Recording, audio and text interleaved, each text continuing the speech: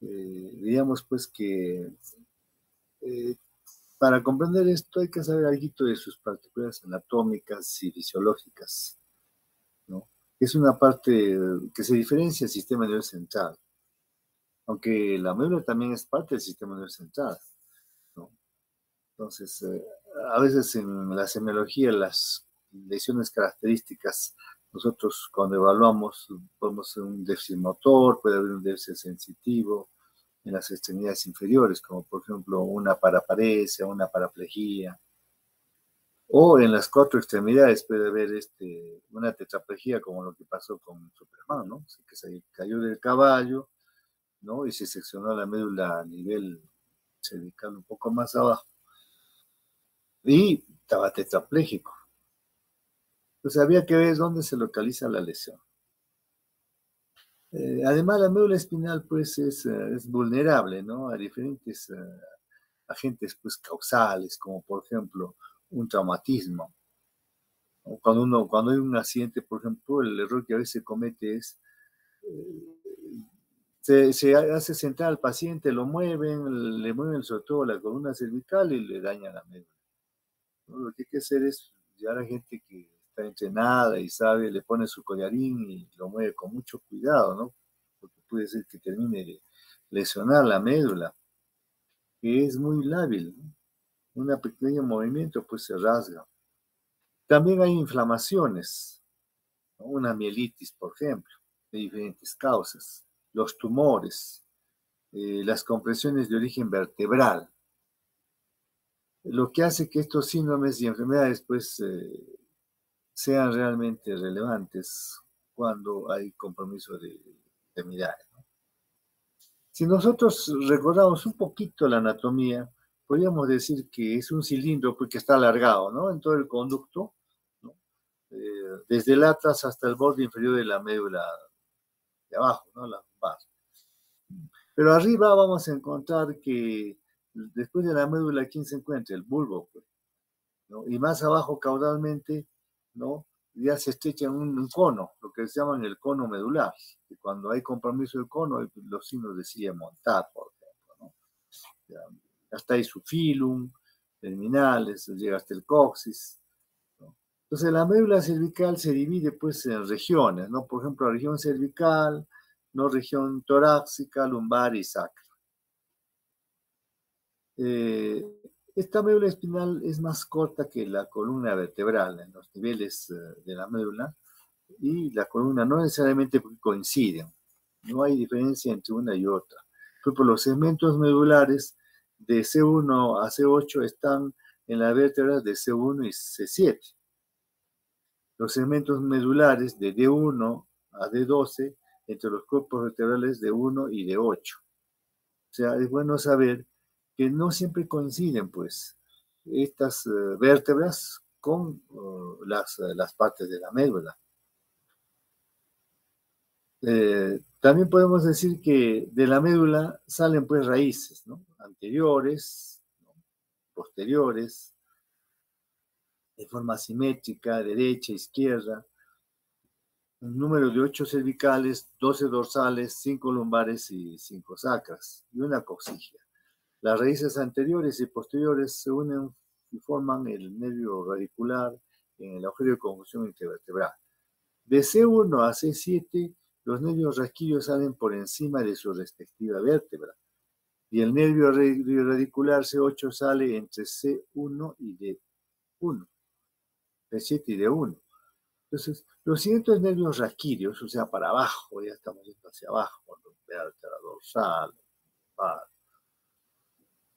ya de acuerdo a la zona, ¿no? Por ejemplo, las raíces dorsales o las lumbares sacras, cosijas son muy largas y forman la cola de caballo. Pero esta médula espinal está rodeada pues por unas capitas, ¿no? Como llamamos las leptomeninges, la pía y aracnoides, que contienen el líquido cefalorraquídeo de acolchonamiento para la médula en movimiento, ¿no? Las cuales son continuidad pues, de las que rodean al cerebro, la dura madre, que forman una vaina alrededor de las leptomeninges. No se continúa con la dura del cerebro, puesto que se inserta en el hueso alrededor del agujero occipital. entre la dura y las vértebras, hay un espacio epidural real que no existe en el cráneo, ¿no? Que contiene grasa y plexos venosos. También, además de esta estructura anatómica que podemos decir de la médula espinal, es importante tener la vascularización. La médula está vascularizada a partir de 3 ejes arteriales que la van a recorrer desde arriba hacia abajo. Por ejemplo, la arteria espinal anterior, que se sitúa en el surco medular anterior y irriga 2/3 anterior de la médula, y las 2/3 espinales posteriores, que se sitúan en la entrada de las raíces posteriores e irrigan el tercio dorsal. La arteria espinal anterior y los 2 posteriores nacen de las arterias vertebrales y las van alimentando arterias que entran en las raíces, ya se las llamamos radículo-medulares, a diversos niveles en número bastante variable. Entonces, las arterias radiculares medulares dorsales proceden pues de las arterias intercostales, hacia, por ejemplo, D2 a D4. Queda un territorio frontera muy vulnerable a la isquemia en situaciones de hipoperfusión, porque cuando se entra en shock. El ensanchamiento lumbar también es muy vulnerable, pues su irrigación procede de la arteria radicular de Adamkiewicz, que tras entrar en el canal medular por una raíz dorsal más baja, generalmente izquierda de D9 y D11, ascienden unos segmentos hacia el bucle y descienden de nuevo. Si hablamos de las venas, ¿qué podemos decir? A veces las venas no las dejamos, no las tocamos, no hay nomás que estén, pero también hay que tener su importancia. Diríamos que el drenaje venoso está formado por la vena anterior y posterior espinal conectada circunferencialmente a través del plexo venoso coronal dentro de la pierna. En cada segmento medular, las venas anteriores y posteriores llenan las raíces nerviosas. Las mayores se encuentran en la región lumbar, la gran vena medular anterior, y D11 y L3, y la posterior entre L1 y L2. A veces cuando nos hacemos una punción lumbar y nos tocamos con las venas, están ahí pegadas pues, a esa parte de la columna. Hemos visto la anatomía, hemos visto los vasos, pero también hay que tener en cuenta que la médula espinal tiene un interior. Hay algo que tiene dentro. ¿Qué tiene dentro? Entonces, dentro de su interior vamos a encontrar, recordando ustedes lo que han estudiado en neuroanatomía, una sustancia gris, ¿no? Que tiene una forma de H, ¿no? Y una sustancia blanca. Entonces, 2 astas anteriores, ¿no? Y 2 astas posteriores. Entonces, la columna intermedio lateral extendida de 1 a L2 contiene las neuronas simpáticas preganglionares. En los segmentos sacros, S2, S3, S4, hay neuronas intermedio laterales parasimpáticas en el nivel dorsal y se encuentran las neuronas de las columnas de Clark, que dan origen a los haces espinocerebrosos dorsales. En las astas anteriores hay neuronas motoras grandes que inervan las fibras musculares extrafusales, neuronas motoras más pequeñas que inervan las fibras de los usos neuromusculares, y unas neuronas intercalares que intervienen pues en los arcos reflejos, ¿no? Cuando estamos sacando reflejos rotulianos. En síntesis, hemos hablado pues anatomía, y en cuanto a lo fisiológico, un poquito mencionaremos que las funciones de la médula, lo que interesa a uno que va a hacer clínica en esta parte pues, de neurología clínica, digamos que la inervación motora de la musculatura esquelética por parte de las neuronas del asta anterior, cuyos axones salen de la raíz anterior y se distribuyen en un grupo de músculos, eso llamamos miotoma, ¿no? Se inerva. Y las otras, allá la parte sensitiva, las aferencias sensitivas que llegan por la raíz posterior del cuerpo neuronal está en el ganglio raquídeo posterior y se distribuyen en las capas del asta posterior. Cada raíz trae la sensibilidad de una banda cutánea, un dermatoma, y otras estructuras profundas o viscerales. Cuando uno hace la semiología, toca, picha, están evaluando de dermatoma tras dermatoma.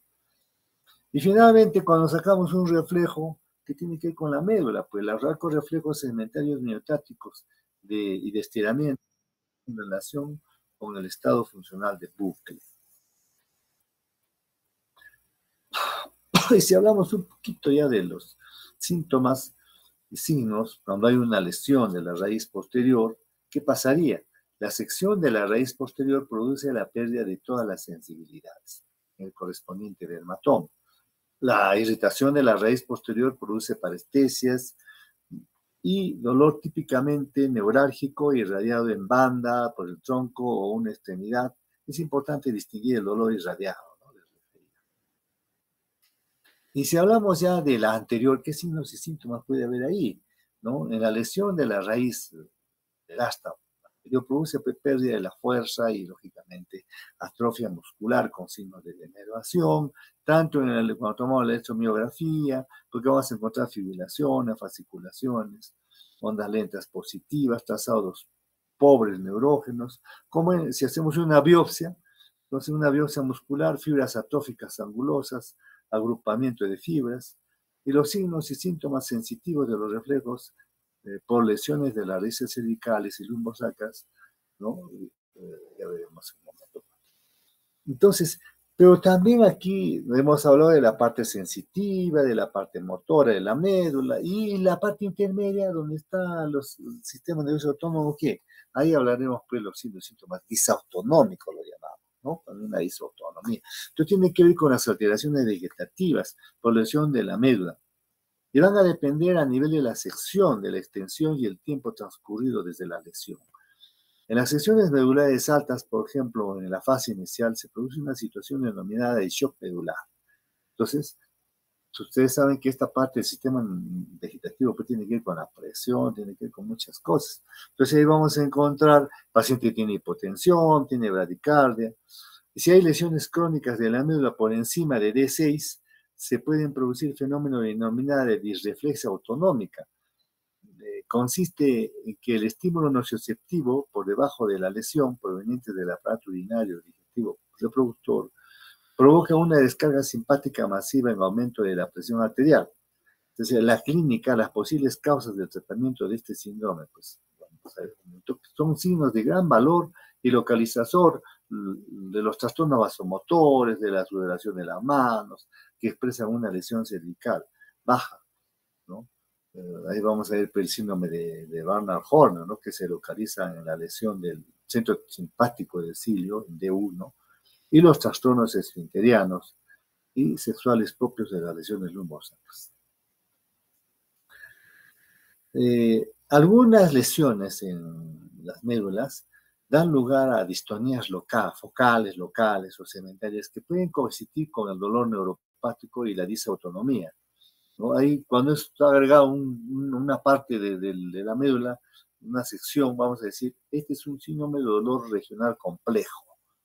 A veces se producen mioclonías que pueden limitarse a la miotonía, donde se asienta la lesión medular, y extenderse en sentido ascendente o descendente. Las mioclonías pueden ser dolorosas, también pueden ser repetidas, rítmicas. No se deben confundir con los espasmos espontáneos o provocados por estímulos secundarios cuando hay, por ejemplo, una espasticidad. Entonces, si hablamos de las médulas, agarremos ahora, hemos hablado de anatomía, fisiología, todo eso, y después nos vamos un poco a los síndromes, ¿no? ¿Qué síndromes puede haber? Hemos dicho, agarra la parte motora, un síndrome pues motor, agarra la parte sensitiva, un síndrome sensitivo, agarra la parte vegetativa. Pero ¿qué pasa cuando se secciona toda la médula? Va a haber como eso todo, ¿no? Entonces, una sección medular total, completa, y si es aguda, podemos decir que este síndrome debe entenderse en términos funcionales sin que haya una verdadera sección anatómica de la médula.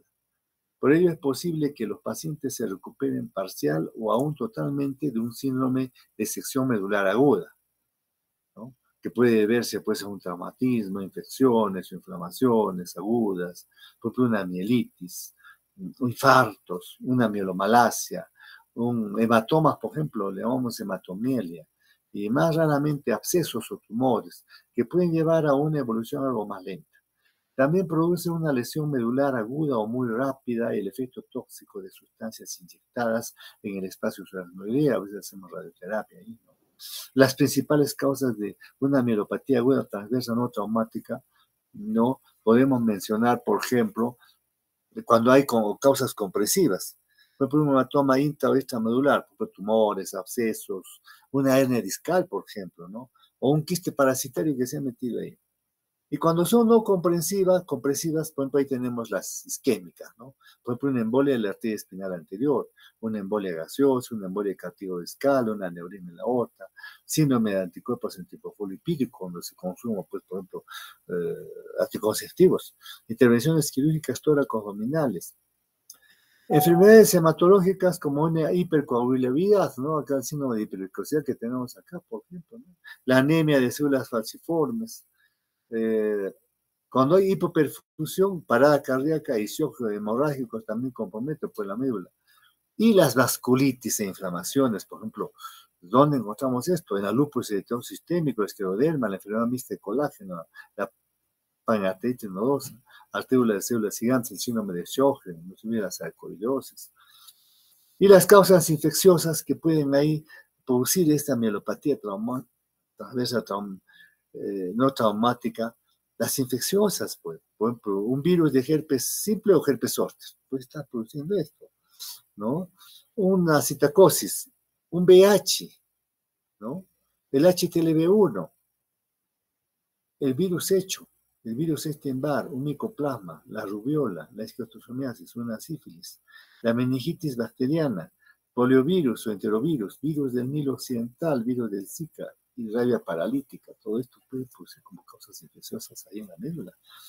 Hay también causas paraneoplásicas, la mielitis postvacunal, por el cólera, con tifoidea, poliomielitis.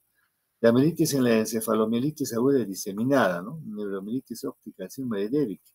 Y hay una miscelánea ya de problemas de médula, como anestesia general, acupuntura, síndrome de heteroeosinófilo, adicciones a la heroína, leucemia, linfomas. O sea, cuando tenemos un pacientito que nos viene, por ejemplo, antes de venirme acá un pacientito en silla de ruedas, ya no había tiempo para atenderlo, tiene problema de compromiso sensorial, tiene falta de fuerza, viene en silla de ruedas, ¿no?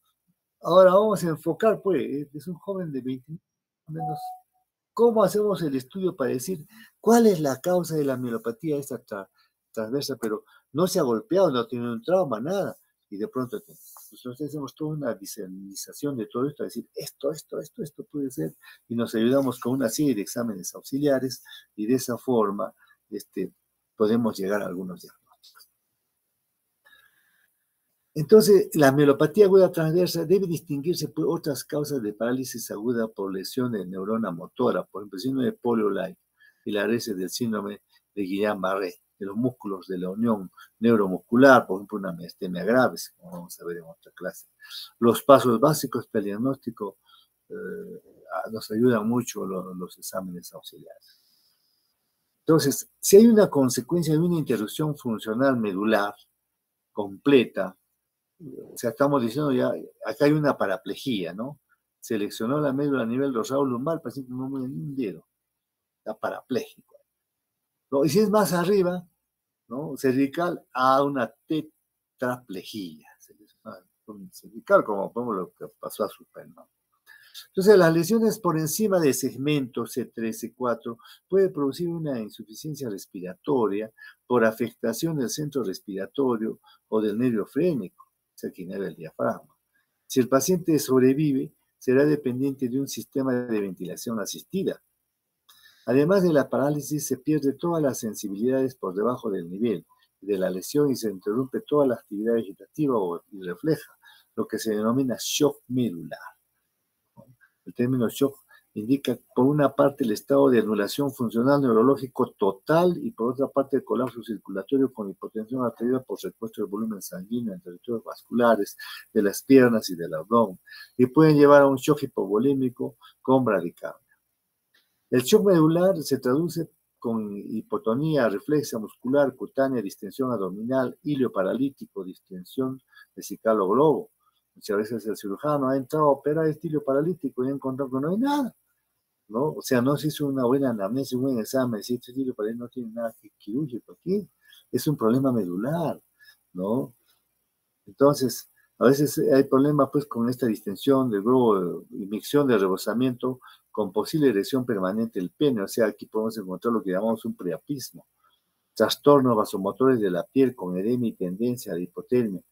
Pasada esta fase inicial en días y 2 semanas, agudos isomíticos que corticoides en altas dosis, actúa rápido, ¿no? Produce un aumento del tono muscular con espasticidad e hiporreflexa. Si la recuperación es mínima, el paciente quedará definitivamente paralítico tetrapléjico con atrofia de la musculatura. Aparecen reflejos nociceptivos de la flexión integradas en el cabo de la médula distal o a la sección, el trofismo de la piel, el cuidado de la vejiga, son difíciles de mantener y puede aparecer úlcera de decúbito, litiasis renal o vesical, infecciones urinarias. También es posible calcificaciones y deformidades de las articulaciones.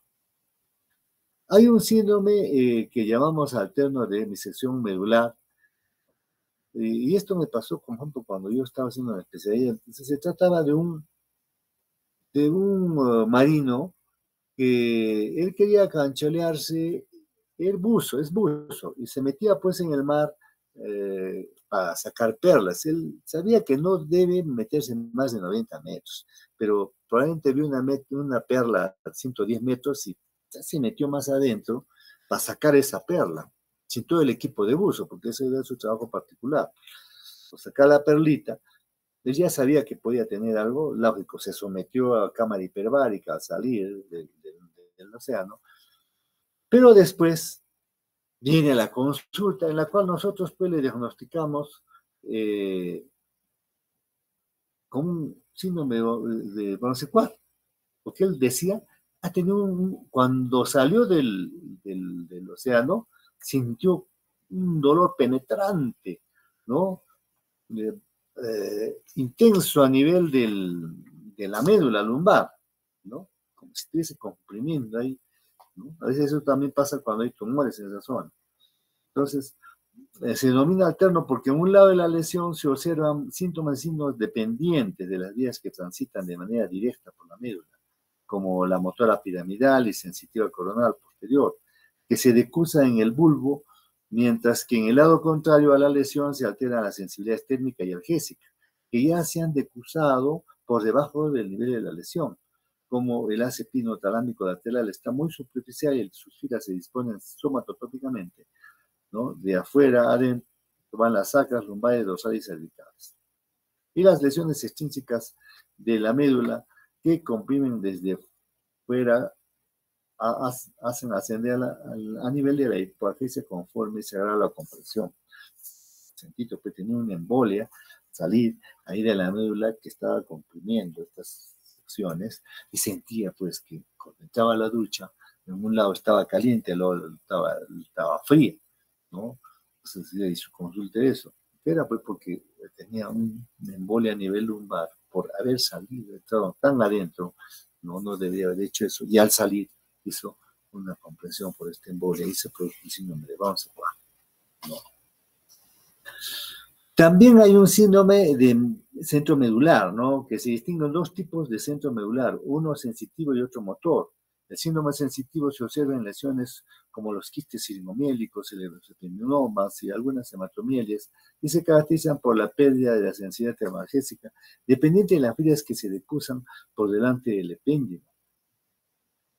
Esto se traduce clínicamente en bandas de hipoestesia disociadas y suspendidas, ¿no? Las lesiones centromedulares en su expansión acaban por afectar otras estructuras como el asta anterior, la médula, rompe de parálisis, amiotrofia, el asta anterior de dolor, anestesia, tipo radicular, reflexa, la columna intermedio lateral, hay alteraciones sudorales, vasomotores, hay un síndrome de Horner, pues está arriba, pues parece un Horner cuando hay un tumor de Pancoase en el pulmón que está apretando esta zona.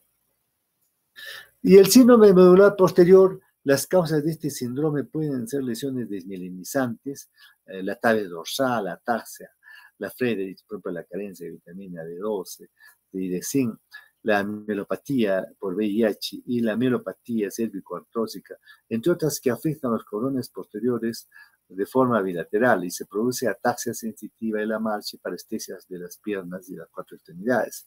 En las lesiones de los cordones posteriores cervicales se pueden producir signo de Lermite, ¿no? En realidad es un síntoma que consiste en una sensación de parestesias por los brazos y el cuello y la espalda que aparecen al flexionar el cuello. O hagan el examen, solo flexionan, ¿no? Y se aparece toda esta sintomatología, ¿no? Y que desciende hasta las piernas. Las compresiones medulares a nivel de C3, C4 producen ocasiones de un trastorno sensitivo en las manos con una intensa dificultad para manipular objetos pequeños. En la mayoría de las patologías que afectan los cordones posteriores, las lesiones se extienden a cordones laterales y se añaden trastornos motores. Y si nos vamos a la parte anterior, que hay una síndrome de la médula anterior, está la parte motora, ¿no?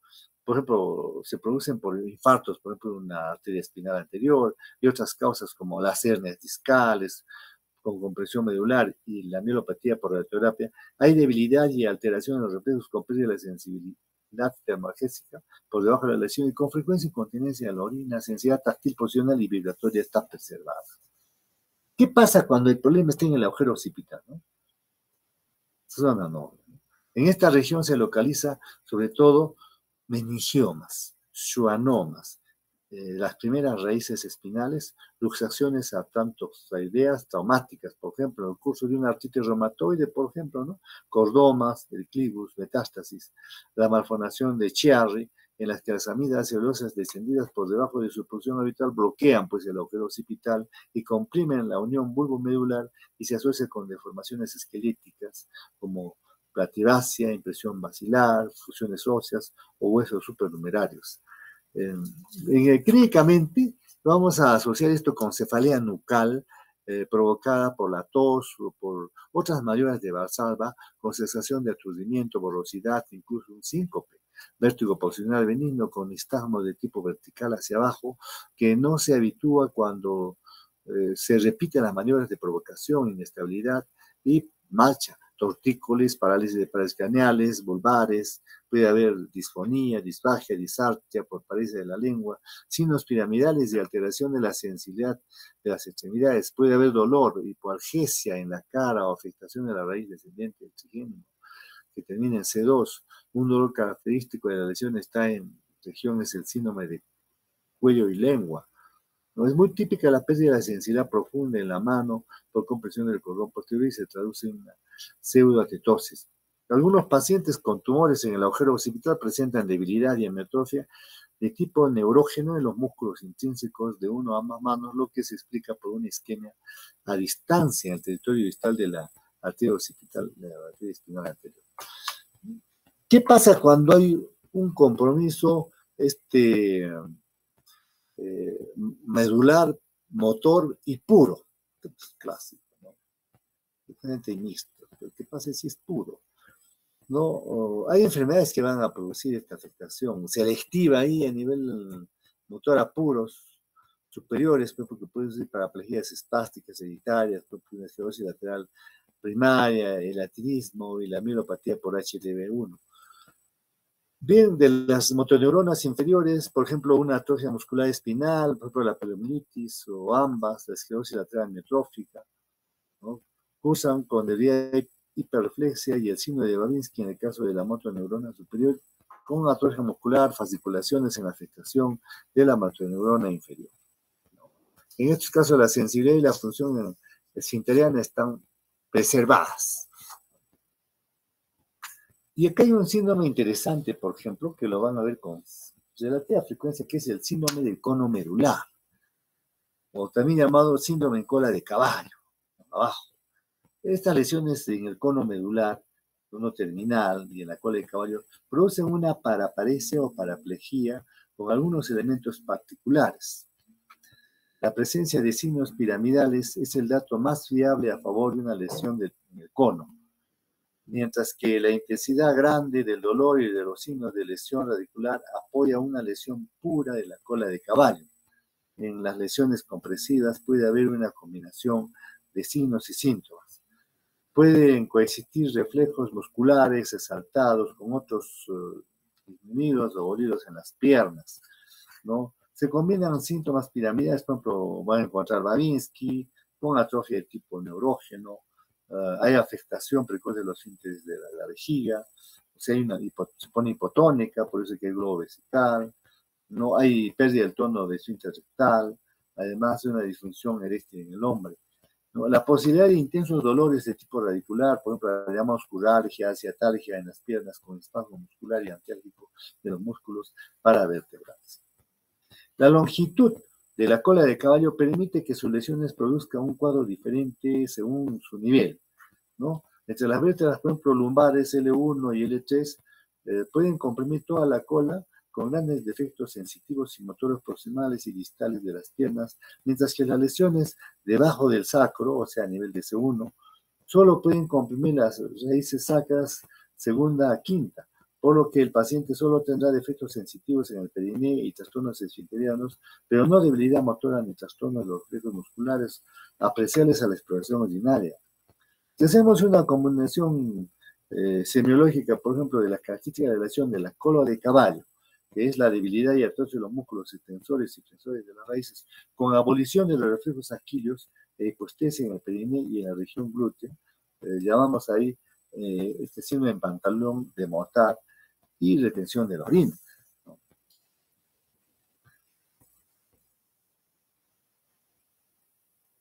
Otros síndromes medulares un poco más raros son la mayoría de enfermedades medulares de evolución crónica, ¿no? En el cuadro clínico es el de una para o tetraparesia espástica por el sufrimiento de la vía motora.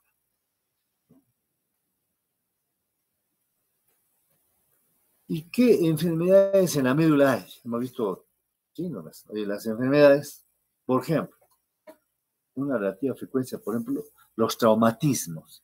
¿Qué pasa con un traumatismo medular? ¿No?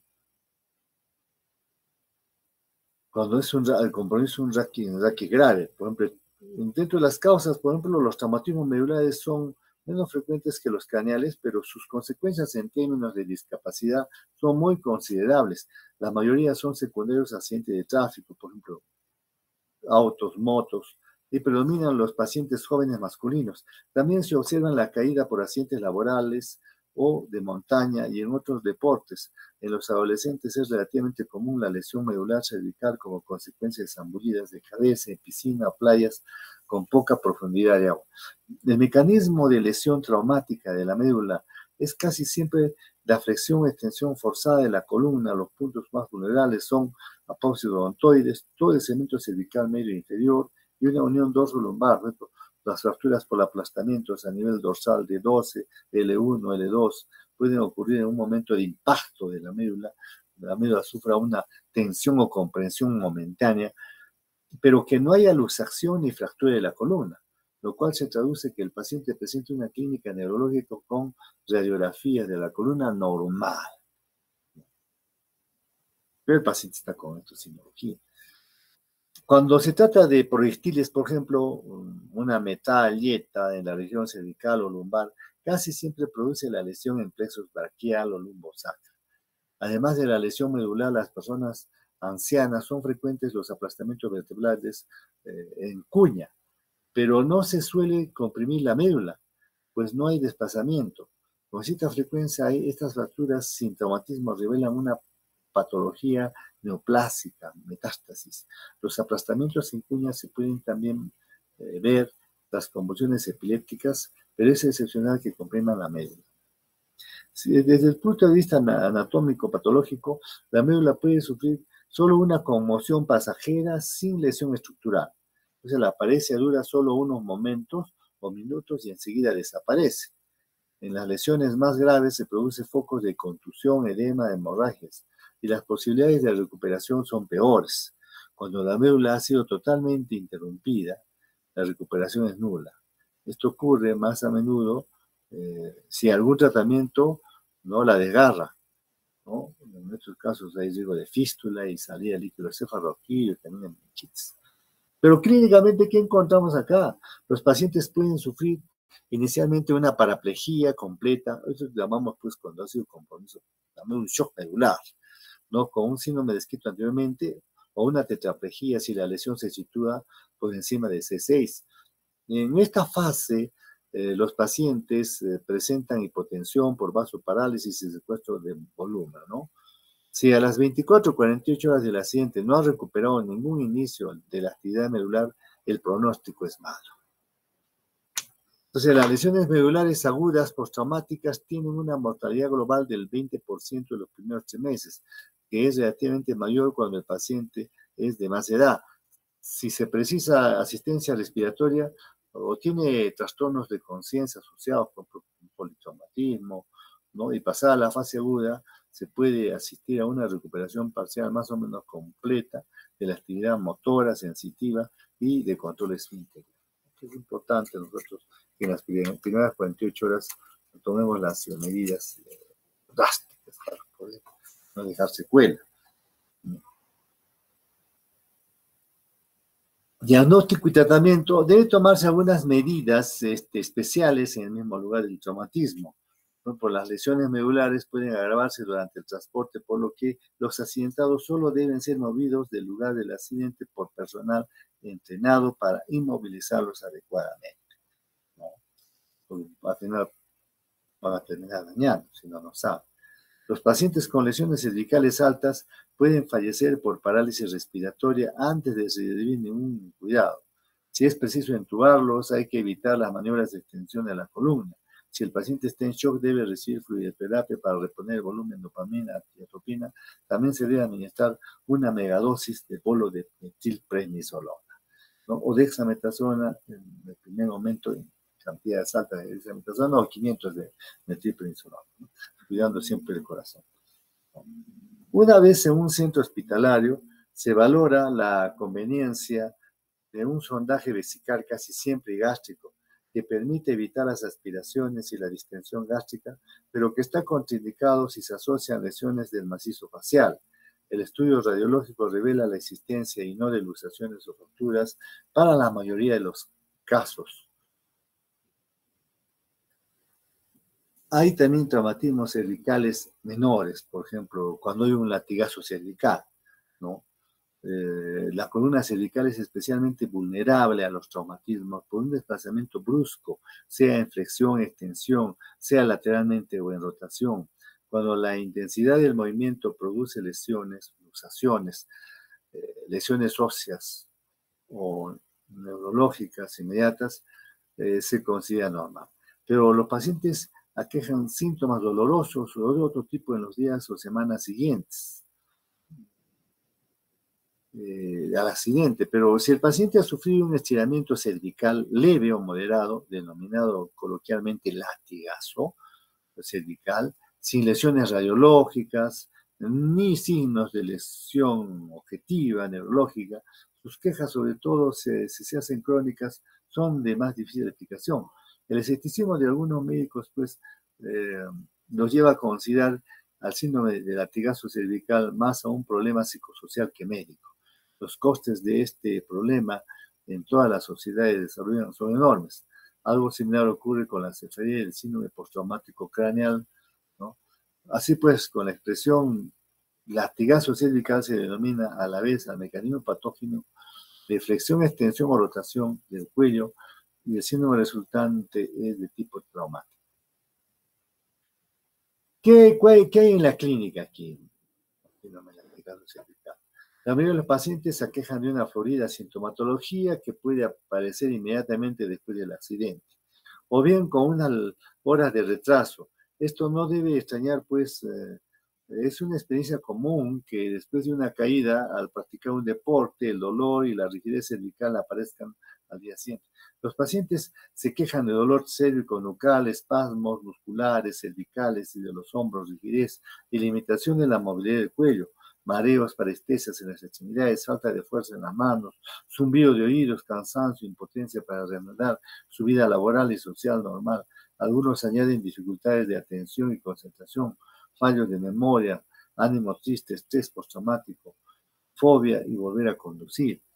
El dolor local en los músculos cervicales como trapecios, occipitales, acompañando de hipersensibilidad y musculatura que está contracturada, van a explicar bien por el estiramiento forzado que se produce durante el estiramiento. ¿Y qué hay de las enfermedades vasculares de la médula? Por ejemplo, cuando hay, así también, como hay un EBC en el sistema nervioso central, ¿no?, en el encéfalo, también en la médula puede haber una isquemia medular, por ejemplo, ¿no? Los mecanismos de isquemia medular son algo diferentes, pues, a los de isquemia cerebral. La isquemia medular es mucho más rara que la cerebral. Las embolias, tanto lesiones ateromatosas como cardíacas, que son causas habituales de los ictus cerebrales, son excepcionalmente en la circulación medular. Sin embargo, la paraplejía forma parte del cuadro de la embolia grasa o gaseosa, accidentes por descompresión. Es raro que un osteofito o una hernia discal compriman las arterias radiculomedulares cervicales o la arteria de Adam-Kiewicz. Hay una variante anatómica en la que la arteria de Adam-Kiewicz es sustituida por la arteria de Desprochet-Gotteron, que nace en la arteria ilíaca y alcanza el cono medular entrando en el raquis por el L4, L5 o L5S1, por lo que una hernia discal a este nivel se puede manifestar por un infarto medular. Es poco frecuente, asimismo, que la médula se vea afectada por diferentes tipos de vasculitis sistémicas y hoy en día la paraplejía, la meningoencefalitis, la meningoencefalobasculitis sifilítica es rara. Otra causa excepcional es la isquemia de infarto medular, es la embolia intraarterial de material fibrocartilaginoso del núcleo pulposo y la vía por la cual este material entra en la circulación arterial y se produce quizá a través de hernias interesponjosas.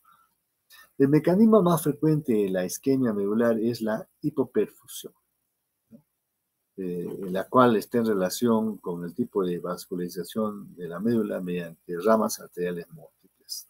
Ahí se puede observar, sobre todo en estado de shock, aneurisma disecante de la aorta o durante la cirugía de aneurisma abdominal, e incluso en aortografías, también tras intervenciones abdominales de otro tipo, como hay una hernia de hiato, nefrostomía, epinostomía.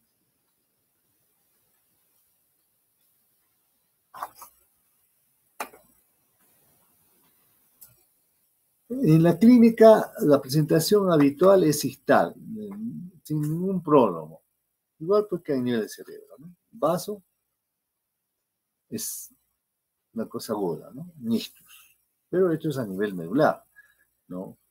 En ocasiones la isquemia medular lumbar se anuncia por espasmos clónicos violentos de las piernas antes de la paraplejía. La isquemia medular puede producir dolor cervical o espalda con una irradiación radicular, aunque a veces puede ser más visceral y se confunde con una angina. La isquemia medular puede coincidir con algún movimiento brusco de la columna cervical, por ejemplo, de extensión, cuando se debe a una compresión artrósica de una arteria del radículo medular, a una plejía de turferos, y se atribuye pues a la extensión forzada. El diagnóstico de la isquemia medular es clínico, pues. Hay que descartar una compresión extrínseca y utilizamos una resonancia, ¿no? En una mielitis inflamatoria hacemos una punción para ver si hay disociación histológica, para ver el líquido aquí. Tratamiento: menos del 50% de los pacientes recuperan el déficit motor. La duración del déficit motor marca el pronóstico, ¿no?, en las primeras 24 horas. El tratamiento se basa en las medidas generales para todo paciente con paraplejía o tetraplegia aguda y no hay una terapéutica específica, específica de reposo en cama y tratar las causas desencadenantes, como por una hipotensión, hipovolemia, las arritmias que puede tener el paciente.